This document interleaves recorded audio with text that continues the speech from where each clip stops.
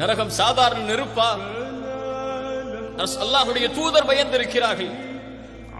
அதை குறித்து அல்லாஹ்விடத்திலே யா அல்லாஹ் அந்த வேதனையை விட்டு என்னை பாதுகார் என்று பிரார்த்தனை செய்திருக்கிறார்கள்.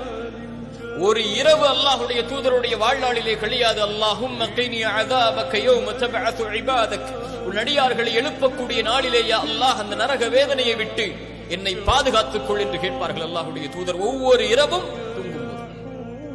அதற்கு பிறகு அல்லாஹ்வுடைய தூதர் பேசியதாக ஹதீஸில்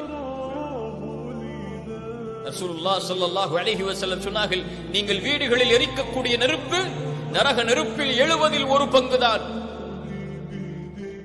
சஹாபாக்கள் சொன்னார்கள், இந்த நெருப்பே போதுமே. இல்லை, அல்லாஹ் இதை 69 மடங்கு அல்லாஹ் சூடேற்றி இருக்கிறான். இந்த நெருப்பு நரக நெருப்பை விட 69 மடங்கு இந்த உலக நெருப்பை விட நரக நெருப்பு மேலானது. நரகத்திலே போடப்படக்கூடிய ஒரு மனிதனுடைய ஒரு பல்